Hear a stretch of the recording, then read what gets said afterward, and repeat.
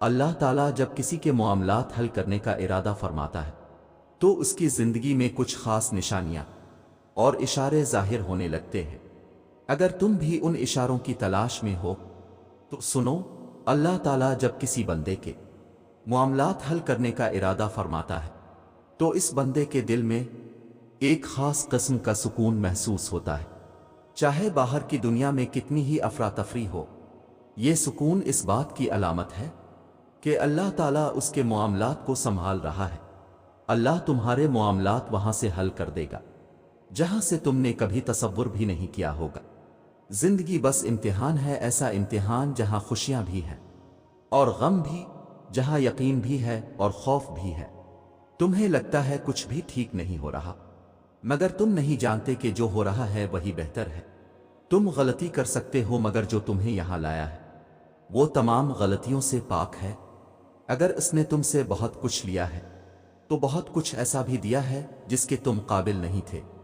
وہ تمہیں ایسی مشکل گھڑی میں، جہاں تمہیں سب کچھ ناممکن نظر آتا ہے، لاتا ہی اس لیے ہے تاکہ تم جان سکو سب کچھ نصیب وقت نہیں ہوتا۔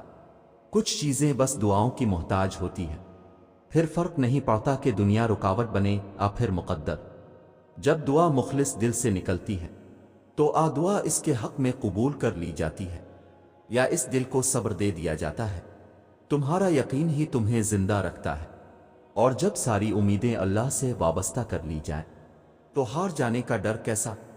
جو جنگ اللہ کے ساتھ مل کر لڑی جاتی ہے اس میں شکست کبھی نہیں ہوتی۔ جس کا کوئی خیال نہیں کرتا اس کا اللہ خیال رکھتا ہے، اور اس کی آغوش سے بہترین اور محفوظ جگہ تو کوئی بھی نہیں۔ زندگی کو اپنے مطابق بنانے کی کوشش کرنے والے احمق ہوتے ہیں۔ تم اللہ کے مطابق جینا سیکھ جا، پھر وہ تمہارے مطابق زندگی کو بنا دے گا۔ جو دنیا اپنے آپ میں ہی بکھری ہوئی ہے تمہیں کیسے سمیٹے گی تو تم اس کی طرف لوٹ آؤ۔ جو ایسے سمیٹ لیتا ہے کہ پھر کوئی توڑ نہیں سکتا، بس وہی ایک تمہارا ہے تو تم بھی اس کے بن جاؤ۔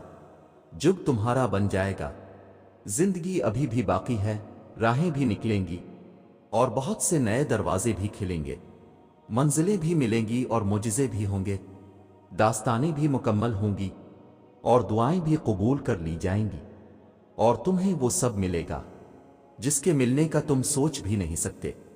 تمہارا اتنا طویل سفر طے کر کے یہاں تک آنا اور صبر کرنا کچھ بھی بے مقصد نہیں ہے۔ تمہیں اس کا صلہ ضرور ملے گا، اور یوں ملے گا کہ تم راضی ہو جاؤ گے۔ جب اللہ چاہے گا سب بدل جائے گا۔ جو اب تک نہیں ہو سکا ایسا نہیں ہے کہ اب وہ کبھی نہیں ہو پائے گا۔ جو اب تک مل نہیں سکا ایسا نہیں ہے کہ اب وہ کبھی مل نہیں سکے گا۔ جس منزل کا انتخاب عرش والے نے کر رکھا ہے، اس تک پہنچنے سے تمہیں دنیا کا کوئی راستہ روک نہیں سکتا۔ ضروری نہیں ہے کہ جو مانگا جائے وہ اسی وقت مل جائے، اور یہ بھی ضروری نہیں کہ جو نصیب میں نہیں لکھا وہ پھر کبھی نصیب کا حصہ نہ لکھا جائے۔ بس یہ ساری وقت کی ترتیب ہے، سب کچھ اللہ کی منصوبہ سازی ہے۔ تمہارے سوچے ہوئے وقت کے مطابق نہ صحیح، مگر جو بھی ہوگا تمہاری رضا کے مطابق ہی ہوگا۔ اگر سب کچھ فوراً ملنے لگے اور ہو بہو ویسا ہی ملنے لگے جیسا تم چاہتے ہو، تو تمہیں کیسے پتہ چلے گا کہ جو چیز اللہ سے مانگ کر اور اللہ کو منا کر ملے اس چیز کا مزہ بن مانگے مل جانے جیسا نہیں ہوتا؟ اور اگر نیند آنکھوں میں اترنے لگے تو تم کیسے رات کے اندھیروں میں وہ سرگوشیاں سن سکو گے جو اللہ اور تمہارے درمیان ہوتی ہے؟ یاد رکھو، جب مشکلات اور پریشانیاں حل ہونے لگتی ہیں اور راستے خود بخود کھلنے لگتے ہیں تو یہ اللہ کی طرف سے ایک نشانی ہوتی ہے کہ وہ ہمارے حق میں بہترین فیصلہ کر رہا ہے۔ تمہاری دعائیں سن لی گئی ہیں، مگر یہ وقت آزمائش ہے کہ انتظار کتنا کرتے ہو۔ تمہارا سکون بس یہ بات خود کو سمجھا لینے میں ہے کہ جو بھی ہوا اللہ کی رضا سے ہوا، اور جو بھی ہوگا اللہ کی رضا سے ہی ہوگا۔ تو اگر دل کو حقیقت پر منانا مشکل ہو گیا ہے تو اس کو من لو جو حقیقت کو بدل سکتا ہے، اور اس کو منانے کی ایک ہی تدبیر ہے: دعا، صبر، یقین اور انتظار۔ ہر چیز کو کسی نہ کسی مقصد کے تحت تم سے وابستہ پھر دور کیا جاتا ہے، اور وہ مقصد تم کبھی نہیں جان سکتے۔ بس تمہیں اتنا یقین رکھنا ہے کہ وہ مقصد مقصد خدا ہے اور جو وہ جانتا ہے وہ تم کبھی جان سکتے۔ بس مطمئن رہو کہ جس کے ہاتھ میں تمہارا نصیب ہے وہ معجزوں کا بادشاہ ہے اور اس سے بہترین کوئی مصنف نہیں۔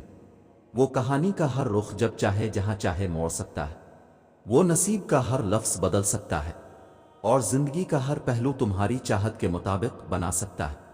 تم اس کی مان لو وہ تمہاری مان جائے گا۔